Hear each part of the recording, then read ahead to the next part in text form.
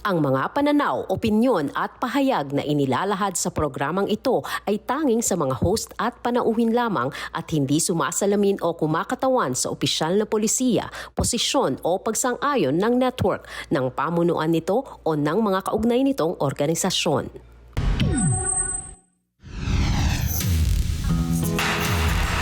Mga kasong agawan ng bahay, pinapalayas o hindi kaya'y hindi magkasundong magkakapitbahay. Kabilang yan sa mga kaliwat ka ng problema ng ating komunidad. Siyempre may away na naman na atin pong pilit pagbabatiin, alitan sa pagitan ng dalawang magkapit kwarto. Mas mahirap yung kaysa kapitbahay kasi nagkakarinigan kayo, di ba? Ang dapat sanay, pahingahan natin, di ba? Ang bulwagan ng bangayan. Pero hindi sila nakakapagpahinga. At sanga-sanga nilang mga kwento, tila walang katapusan, ito ang Bangayan sa Paupahan. Dahil dingding lamang ang pagitan, di may iwasang mabulabog si Dang ng boardmates niyang magkasintahan. Ito si Dang mayinitin ng ulo, kawawa naman po itong mag-asawa.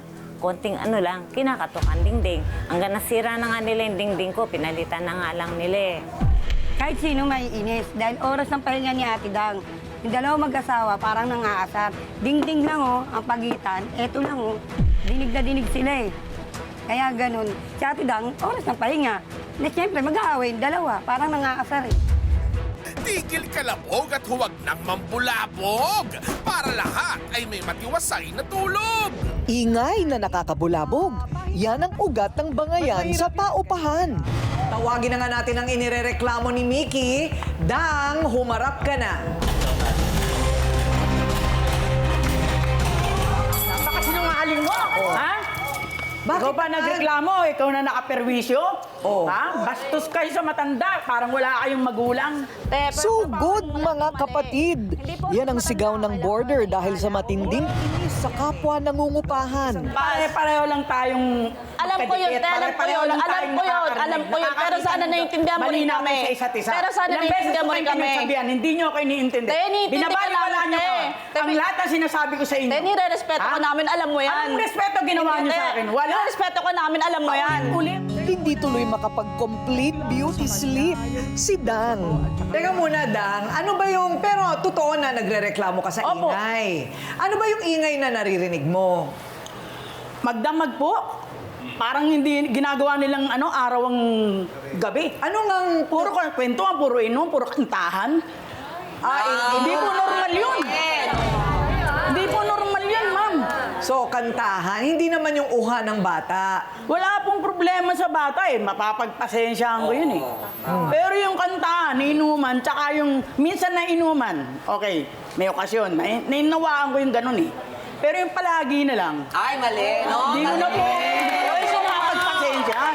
Mga hanggang anong oras po nagaganap yung mga Anong hindi ganun? totoo? Sinungaling ka, Back to you te. Ha? May malaglag nga lang eh. Galit na galit ka na, pinagbumuran mo na kaagad kami. Kaya nga palagi kong pinupupok Ote. yung dingding eh. Kasi nga eh. Dadaan lang hindi kami kayo sa labas. makakasaway eh. Dadaan lang kami sa Oh. labas. Chinichismis mo yan. Ano sinasabi mo? Dirap, malaki leeg. Oh, dahil Hindi ka naawa. Parang anak mo na kami. Totoo lang. Wala naman problema ron eh. Sana kung nasa oras. Tama. Nasa oras. Huwag naman sobra. Lahat ng sobra, mali. Tama.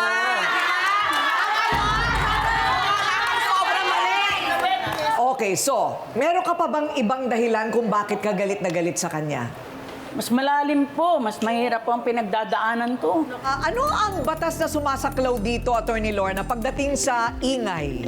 Meron mga city municipal ordinance on karaoke, no? Kung ano yung oras na hanggang pwede. I think hanggang alas 10. Yes, parang alas 10. Parang alas 10 ng gabi.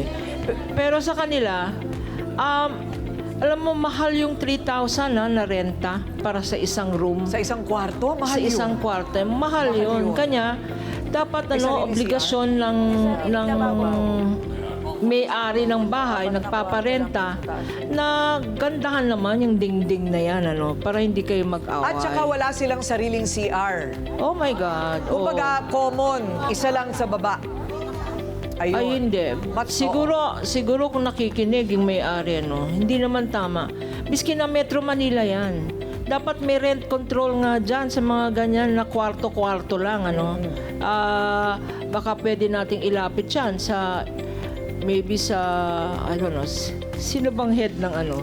Oo. Hindi ba pwedeng ilapit yan because dapat may rent control. Okay, Dr. Love, paano magagamot ng love ang sitwasyong ito?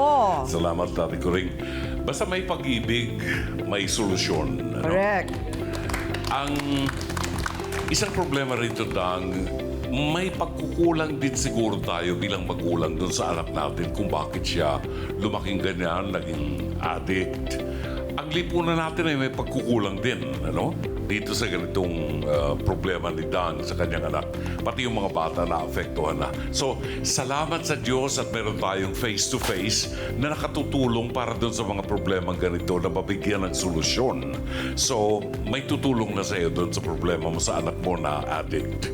Ang sa akin lang ay ganito, tayo po ay nabubuhay sa isang lipunan at kailangan sa mga sibilisadong tao na katulad natin, hindi natin kailangan maging mayaman para mag-blend tayo sa iba. Kailangan lang yung may respeto tayo sa ibang tao. Sa gayon, maibabalik yung respeto sa atin. Unawain natin ang isa't isa at respetuhin natin ang isa't isa. Alam ko na kaya nyo na bumaba ng bahagya alang-alang sa kapayapaan. After all, kayong dalawa magkatabi eh. Kayo ang pinakamalapit na magkapitbahay para lang kayo magkapatid. Sino bang magtutulungan pag may emergency na? Di kayo rin. Alisin lang ang galit, papagariin ng Diyos sa inyong mga puso. And I tell you, ang biyaya ng Diyos, aapaw, siksik, liglig, umaapaw para sa ating lahat. Ayan, ang gandang pakinggan. Oy, si Dr. Love nasa good mood. Ang kantahan, mahirap. Ibaba ang volume. Sila ang unang magsalita kung hanggang anong oras ang limit nila. Oo. Pero ang kasunduan natin ngayon, wala nang ganyanan. Ha? Wala nang parinigan. Okay? Tapos, kayo ay aayon din sa oras. O sabi niya, alas 4 hanggang late na ang alas 8. Late na nga yun eh. Ang iba natutulog na ng alas 8. O pagkatapos nun, wala na hinay-hinay, nabulungan na tayo. Pero dahil sa napagkasundo ang curfew, nakamit din ang inaasam na bati-bati ending. Una, aaminin muna natin ang mga pagkukulang din natin. Lahat kayo may pagkukulang dito. Lahat kayo. Diba? Walang perpekto sa atin. So, si JP, pagagamot natin hanggang sa siya ay maoperahan. Okay, JP. Pagkatapos ng JP, kailangan humanap ka ng trabaho para makahanap na rin kayo ng mas magandang titirhan. At ipapagawa na namin ng pader na hindi mo na ipagagawa. Ang ipapagawa ko, yung hindi mo na kayang buslutan, okay? So, medyo mas makapal na. Ngayon, habang naroon kayo, bigayan tayo. Huwag tayong masyadong maingay. Bawal din yan sa batas. Bawal din ang nagpaparinig. Bawal bastos law, ang tawag dyan. So, magpatawaran na tayo. Total, tutulungan naman namin kayo. At pati sa DSWD, para yung anak mo malagay sa tama at yung mga apo mo ay ma-check up lahat. Sige na, Nanay Dan. Sige na. Oo, alika na. Ako na tatayo una. Ikaw rin. Sige na, tumayo ka na dyan. O, ayun. Ready, get set? Ha? Ayan. Ayan. Magpasensyahan na lang tayo. Ano? Pasensyahan na lang tayo. O, ayan. O, thank you. Ayun. Ayun. Naman natin, itong inirereklamo, yung kapatid ng taong kinupkop na umano'y minaltrato ni Abby. Rosel, humarap ka na. Oh, diba? Ang kapal ang kapal! Mas makapal ang mga minaltrato yung kapatid ko! Tinulungan ko yung kapatid mo! Anong ginawa niyo sa akin? Tinulungan niyo? Pero sinusumbat niyo? Ikaw pinatinig niyo! Sinumbatan niyo yung kapatid ko! Sinaktan niyo! Hindi namin sinaktan niyo! Bakit ka nagtanong sa akin? Hindi ka nagtanong? Natuloy ang kapatid ko yun! Paniniwalaan ko yung kapatid ko yun! 25 years old na yung kapatid mo! Paano ko sasaktan yun? Tigil! Tama na, wala ka dito. Sasaktan niyo 25 years old! Kapal kayo! Binugbog niyo yung kapatid ko! Si ate sagad hanggang buto ang galit.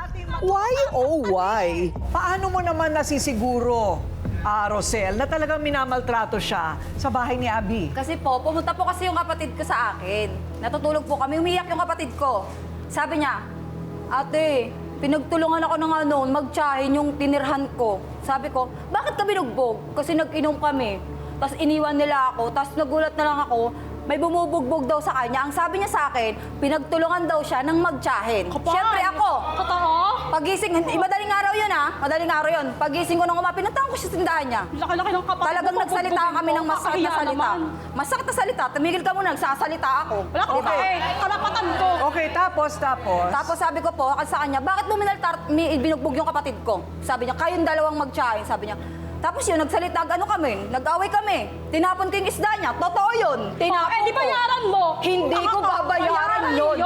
At ang sinabi mong masasakit na salita, quits na tayo. Bayaran mo yun. Hindi ko yung babayaran. Dapat lang. Okay, teka Hindi ko yung babayaran. Okay, pero nung panahon Pati inosenteng isda na damay pa. sino yung bumugbog doon sa kapatid niya? Yung kapatid po kasi niya, ismaoy po pag nalalasay. Umawat lang po talaga kami. Umawat lang po. Bandang huli, yung sisa sa amin napunta. Totoo yun. Ano, Ismaoy? Yes po. Ano yun? Pag nalalasing po, Nagwawala paglasing. Nagwawala Mga away. Pati ang inyong ate Coring may bagong salitang natutunan sa mga nagharapan. Maoy, pasok. Rona, pasok. Tawagin na rin natin ang mismong ugat ng naging alitan, ang taong kinupkop ni Abby, kapatid ng inirereklamo. Rona, humarap ka na.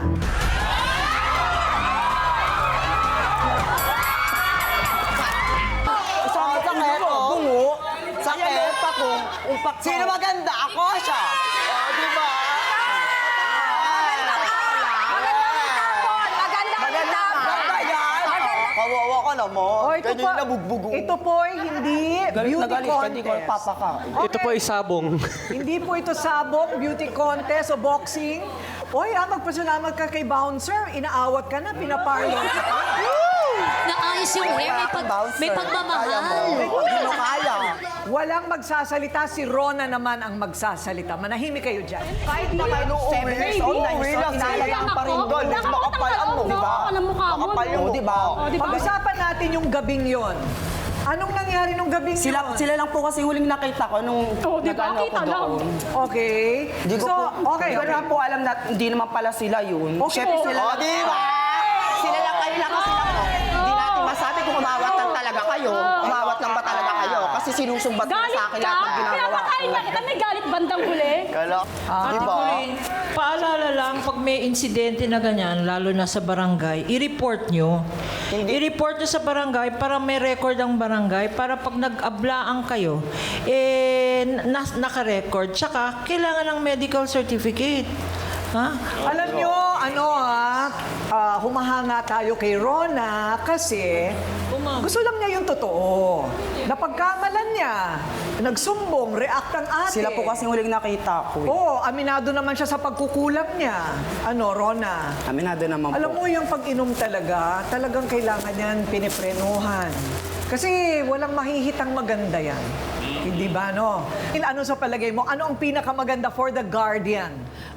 Siguro unang-una Ate Coring, napakahirap kasi kumisan tayo na palaging kung ano yung nadinig natin, nagre-react tayo kaagad. So yung sinasabi natin, meron yung tinatawag na cognitive behavior therapy wherein pinaparealize mo dun sa taong yon na ito yung tama, ito yung mali. Ngayon, nasa sa inyo yan, yung mga options na yan, hindi kami magsasabi na iyan ang gagawin nyo. Kailangan matutunan nyo para sa ganun maiintindihan nyo kung ano ba yung dapat na gagawin kong susunod na hakbang. Kaya siguro dito sa magkapatid na Rosel at saka Rona, okay lang, punta kayo sa amin, ika-counsel namin kayo. Actually, may mga interns ako na nandito ngayon. Pwede namin kayo matulungan in such a way na maintindihan mo rin, Rona, kailangan magkaroon ka ng aspiration. Ano ibig sabihin nun? Magkaroon ka ng pangarap. Hindi yung pwedeng isang taon ka nandun ka lang nakikitira ka. Kasi kumisan, nakakalimutan natin, kung hindi tayo mangangarap, walang mangyayari sa buhay natin. Maaring mahihirapan tayo dahil kasi wala tayong kakayahan para makupkup ka agad. Dahil kasi sabihin na natin, mayroon talagang mga sitwasyon na hindi maganda. Pero makakagawa at makakagawa tayo ng paraan. Yung iba nga nasa kalye, nakakagawa ng paraan, nakakapagtrabaho. What more na may kapatid kang tutulong sa'yo. So sana maintindihan mo yun. makabati kayo dahil kasi malaking factor yun para maging maayos ang buhay nyo. Yun lang. Thank you, Doc Camille. Dr. Love, paano naman malalaman kung ang pagkupkop ay tunay na pagmamalasakit o hindi? Hanggang Ang saan? pagkukup ay, malaking bagay yan, Ate Kuring. Pag nagkukup ka ng isang tao o isang animal, ibinabahagi mo na yung bahagi ng pagkatao mo. No? You share with kung sino man yung kukup-kupin mo. Iba yung nagkukup-kup na umaasang mababayaran, negosyo na yon. Pero doon sa nagkukup-kup, lalo na sa isang individual na of age, ay napakalaking bagay yan, nakahanga-hanga. Hindi ka naman kamag-anak, hindi ka naman kaano-ano.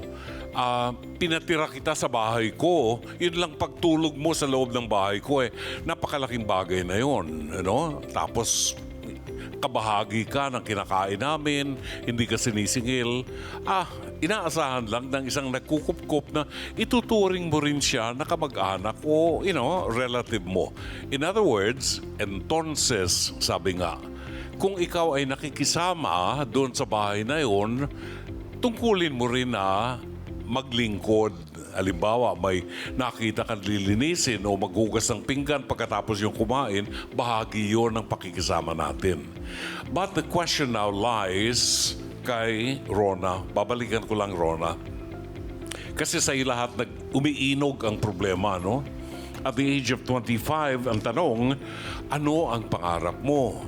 Hanggang kailan ka mananatiling pakalat-kalat lamang kung saan-saan pa rin ng kapalaran. Hindi ganyan ang buhay natin. At the age of 25, dapat meron ka ng mga pangarap sa buhay na gusto mong abutin. May mga aspirations, na someday, masasabi mong naabot ko mga pangarap ko dahil nagsikap ako. Pero hindi mo maabot yan pag hindi ka kikilos at gagawa ng unang hakbang. Sa kapatid, andyan ang kapatid mo palagi at yan ay hindi maitataboy, hindi maitatapon. Ang kapatid ay palaging kapatid, susuporta sa iyo. Sinabi niya yan kanina, susuportahan ka sa bagay na maliit, tanggapin mo na itutumpakan niya. Maraming salamat, Ate Kuring. Ayan, thank you, Brother Love. Ubra na kaya silang mag-fish be with you? Kayo ba'y nagpapasalamat na sa isa't isa at nagkakapatawaran na? Sige na, hindi ba? Opo, ako. Magsasabi po ako, Abi, salamat. Kasi kinugkup mo yung kapatid ko. Na hindi ko kaya. Salamat. Pero, tsaka sorry rin. Kasi, nagawa ka ng, yung panindamutin ako. Sorry. Ayun, kita mo na, Nagpasalamat, Nadala lang ako ng galit ko. Nadala lang talaga ako sobra ng galit. Oo, next time, huwag kang magsusumbong ng di ka sigurado, Rona. Hindi ba? So dahil sa nagpakumbaba naman si Rosel at umamin yung dalawa, yung 5,000 niyang puhunan sa isda, aabonohan na ng face-to-face. Kasi puhunan niya yun Puhunan niya yun Total, nauna na yung pagpapakumbaba. Di ba, bigyan naman natin sila ng pagsimula ulit. At ito pang maganda. Kukup-kupin na ni Rosel si Rona. Ngayon, para fair, dahil sila rin naman, nagpapatawad din at tumulong din naman, bibigyan din sila ng 5,000 sa pagsisimula ng kanyang pag-stay kay Rosel. Salamat. Di ba? Para naman sa pagkain, renta, kuryente, nagagastosin ni Rona na paaaralin natin ang paggupit ng buhok. Ayan. Para meron kang ambag. Kasi kung hindi, sila ang mag-aaway. Tama ba? Sabi ko, maghanda ka na. Kasi pag nagwalwal ulit yan, ikaw na ang katapat niyan. Hindi ba? Bawasan mo na yun, yung alak-alak na yun. Sige na, batian na tayo. Kundi, hindi ko ibibigay. Sige na. Miss Beautiful, sige na. Nakakita mo itong dalawang bading na ito. Ang lalakas. Grabe. Alam mo, iba ka rin. Kaibigan ko po talaga siya. Oo, kaya sinasabunutan mo. Kasi yung mga time kasi sinasagot niya yung tita ko kasi harap-harapan ko po. Kaya nag-aanoan din po kami niya. Wala pa po yung away namin niya. Actually, abot po talaga kami. Ayoko lang po talaga siya na kasi gigil na po ako talaga sa mga pinagsasabi niya po sa tita ko. O, tama na yun. Hindi ba? Total naman, tinanong ko siya, ikaw may trabaho, housewife po ako. Sana all. Hindi ba? Shout out po kay Edwin Bautista. Asawa ko po siya. Salamat naman at nagkasorihan na at nagpasalamatan pa. At gaya ng lagi naming sinasabi, dito sa face-to-face. Kami dito, gusto namin kapayapaan. Kasi pagka wala na tayong galit sa dibdib, lumalapit na ang swerte at biyaya sa atin. Tama? Hello? Next, pamanang bahay, pinag-aagawan. Hirit ng nakatatandang kapatid, siya daw ang nag-alaga sa inang nag-iwan ng mana. Pero, buwelta naman ng nakababata, anak din daw siya. Kaya, ang hirit nila sa isa't isa, bakit? Bahay mo ba to? Hoy, Mirasol, huwag kang pilingera. Dahil may karapatan din ako sa bahay natin, dahil anak din ako ng nanay natin. Mas may karapatan po si Mama Mirasol. Simula po nung namatay po si Lola, siya na po nag-asikaso ng lahat. So anong nangyari? Nagrereklamo po kasi ako. Sabi niya kasi wala na daw akong karapatan. Kasi po, yung since na natira ako doon, may asawa ako. Kaya lang, nung sabi niya nag-asawa ko, kargo na daw ako ng asawa ko. Pero ang ginawa ko, nung humahabol nga ako dahil nga yung bahay namin, nagparty-party nga po. Kaya po humahabol ako, namingi ako ng espasyo doon. Kasi hindi naman talaga totally sa kanya, yung kumbaga sa bahay ng nanay ko yun.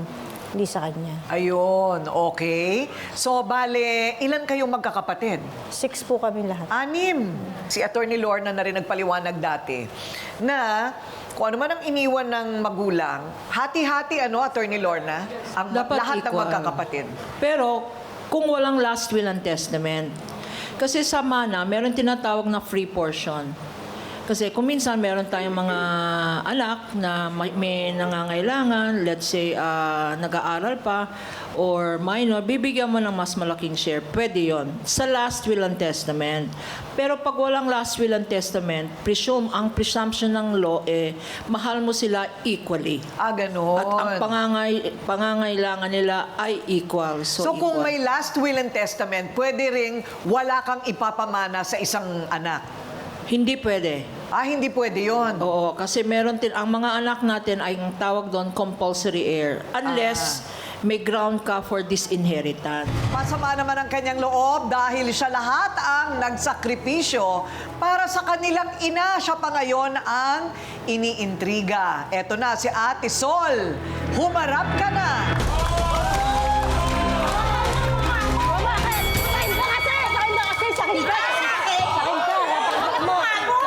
Talaga. At nagpuksaan na nga ang magkapatid na Marites at Marisol. Sige. O di ikaw na. Talagang ako na. Talaga? Para magiging sa iyo, pangalan mo yon? Ikaw ba ang pinaka-eldest? Pangalawa po. Pangalawa ka. Kasi mula na po nung namatay po yung tatay ko, kumbaga, yung kuya ko, nag-asawa na rin, bata pa rin.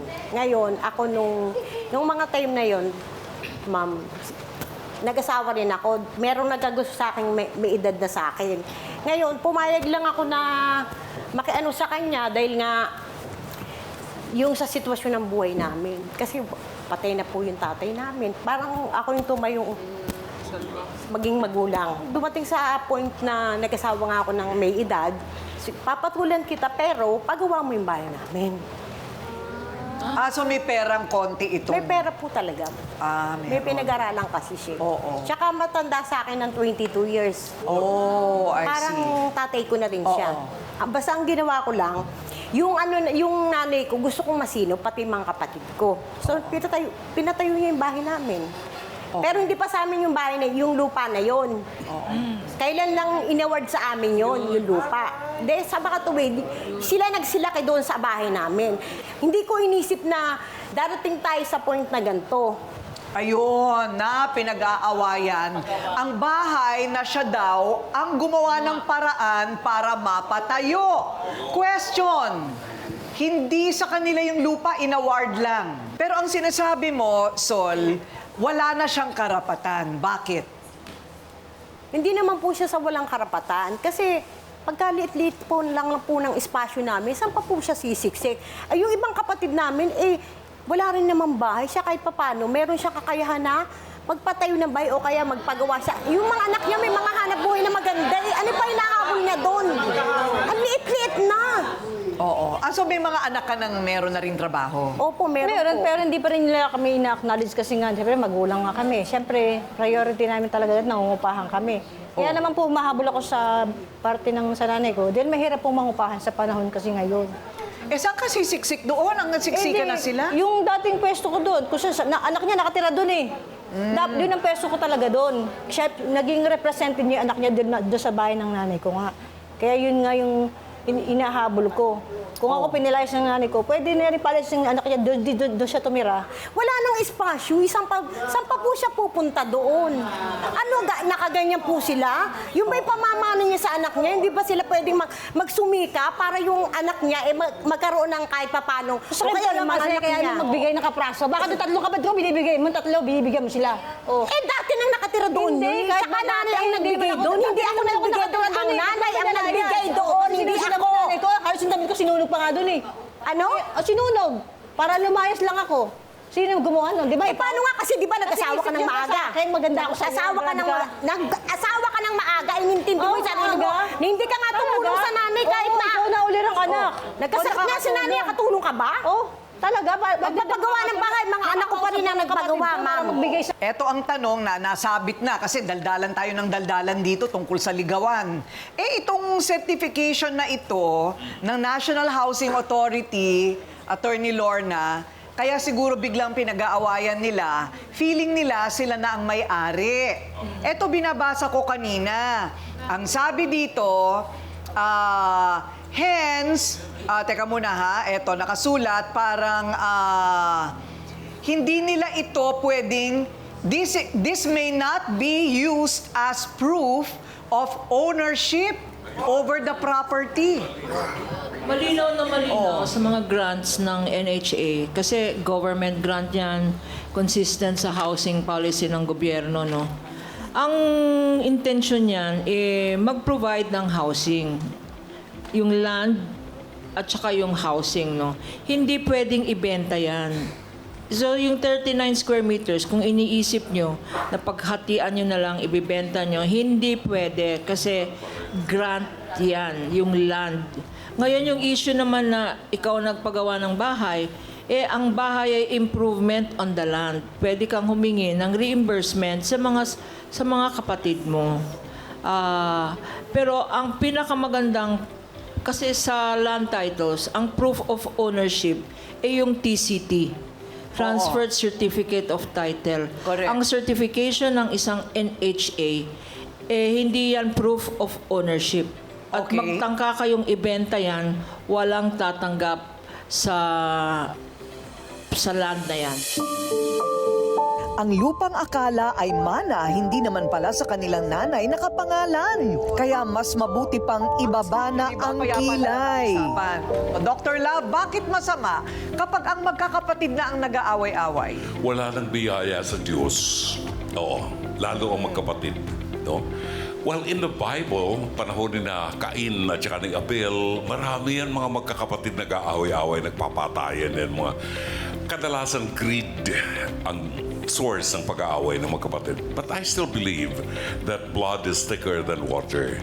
In all practicality, short and sweet lang, in all practicality, Tess, tinitingnan ko kanina yung mga, kung ilalagay natin sa tamang perspektibo ang lahat, ang laking gagastusin natin para maisaayos ang lahat. Pinaliwanag ni Ate Coring yan, ano? Para maging practical ang lahat, magkasundo kayo magkapatid, no? At mapag-uusapan yung mabuti yan. Kung magkakasundo kayo magkapatid, nothing is impossible. Sa pag-ibig niyo sa isa't isa, lahat ay magiging posible. Tama! Nako, totoo yan. May solusyon ito. Merong legal na kaparaanan. Bibigyan ka namin ng abogado, ituturo namin sa'yo lahat ng opsyon.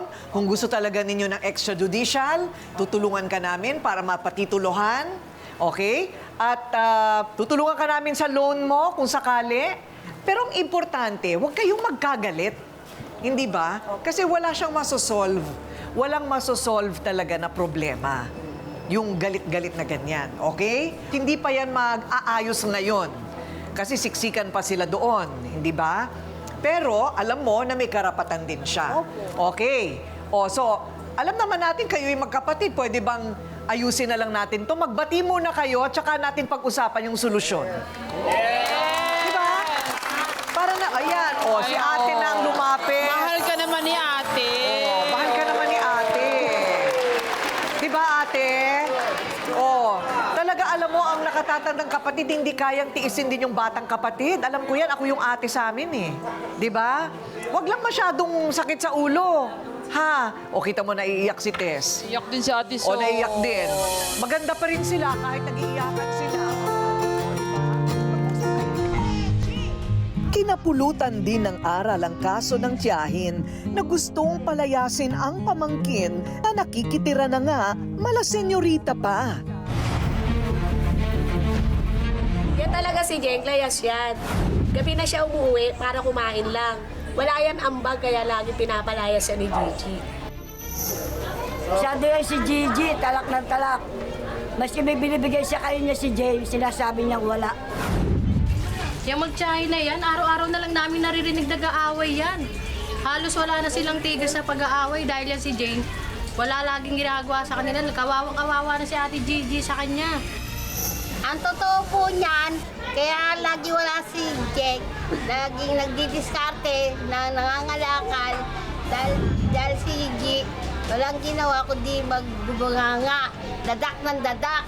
Pag walang may tustos kay Gigi, then lagi nagagalit siya. Pero paano ba siya sa bahay niyo? Marami pa po yung upo niya, higa niya. Hindi mo siya may kilos na maghugas o magsaing. Pag uuwi na, lalabas na lang. Alis na, oras na. Parang ako pa ang nakikisama. Ako pang nakikibagay sa kanya. Ilan kayo sa bahay? 2 lang po. Oh, kayong 2 lang? Di po, yung apo ko po, tsaka siya. Apo mo at saka siya. Ikaw naman may trabaho ka? Sulput-sulput lang po sa sa Chinese cemetery. Lang, hindi naman totaling caretaker ako. Pag may nagpapalinis na. Naku, mahirap yung ganyan. O tapos siya, nakakatulong ba? Hindi rin din May po. ambag ba na, na pambili ng pagkain man lang? Minsan, wala naman siyang binibigay. Kaya, nagulo na yung utak na naisip ko nang umano po sa inyo kasi nga yung ginagawa niya. So, ito walang trabaho? Doon lang po siya sa parking lang po siya eh. Parking? Naaawa lang din ako. Bakit ka pinaalis ng nanay mo nung Agosto? Wala na rin po kasi akong kinikita sa ngayon. Ano yung trabaho mo dati? Waitress ako dati po. O tapos, ano nangyari? Nagdroga ka ba? Hindi po. Hindi. Sugal? Hindi rin po. Sigurado ka ba? Wala kang bisyo? Yosi po. Sigarilyo, ayun ang sabi ko sa'yo. So, sigarilyo, yun lang. Pero bakit hindi ka nagtatrabaho ngayon? Ay, mukha naman malakas ang katawan mo. Meron. May sakit na po ako. Ito po yung kalahati ng bato ko. Tsaka balikat. Ano meron? Masakit na. Tsaka ito, masakit na rin. Ako rin, masakit na rin ang katawan ko. Ito lang po yung kalahati ng balikat. Ano ba? Lahat naman tayo nananakit na ang katawan. Ito. Yes, tita mo, kahit pinatira ka na niya doon? Totoo ba yun? Minsan, dala na lang po kasi ng... siyempre, pagka minsan wala kang kinikita, isipin mo yung nanay mo, yung tiyahin mo, o kung paano ka makakapag-abot. Wala. Yun lang ang kaya ko. Wala ka naman kailangan iabot kay Gigi kung doon ka na lang sa nanay mo nakatira. Di yun na lang ang tulungan mo. Yung nanay mo, palipatin mo kay Ate Gigi. Makisingit lang ha, ang dami mong reklamo sa buhay. Ayaw mo lang talagang alagaan ang nanay mo. Medyo nakaka-beast mode din naman kasi ang katamaran ni Jing. Kahit mga sawsawero at sawsawera, hindi nakapagpigil. Ate G, total, meron ka pa naman nanay. Bakit di na lang si nanay mo muna yung pagtuunan mo ng pansin kaysa makitira ka sa iba.